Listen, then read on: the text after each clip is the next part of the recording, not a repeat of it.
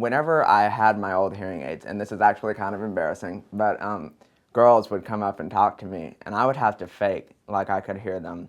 And that is embarrassing to have to fake like you hear the girl that you are so interested in, But now, they can hear it come up to me, and to actually be able to hear what they're saying to me, it's enabled me to be able to actually have a relationship, with another girl. She used to have phone conversations with her grandmother and couldn't be understood, but in the last 2 months with these new aids, it's been a lot of fun for her to tell her grandmother about her day over the phone. Before, she was leaving off the ends of words, she was leaving out words and sentences, or even the word order of her sentences was not correct.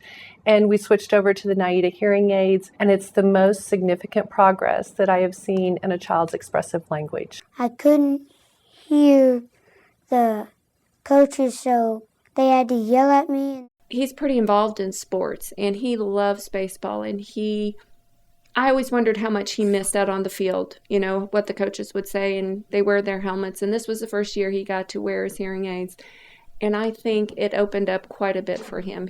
I'm so pleased. I didn't realize what he was missing until, things changed.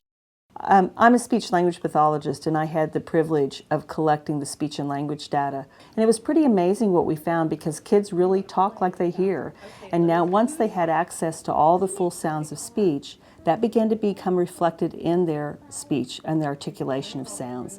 The other thing that was quite surprising, though, that we found in the study is that the liquids, or the R's and the L's of sound production, improved spontaneously in children after wearing the hearing aids. And that was really a wonderful surprise to see that the articulation cleared up like it did with wearing the hearing aids after a short amount of time.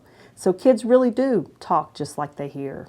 Many contemporary digital hearing aids claim that they now have receivers or the capability to amplify sounds out to 10,000 hertz, and that probably is true for the receiver or the speaker in the hearing aid. But unfortunately, especially when we work with children, that sound, that amplified sound, has to leave the receiver at the top of a behind-the-ear hearing aid and travel through the tubing in the ear mold before it gets to the eardrum.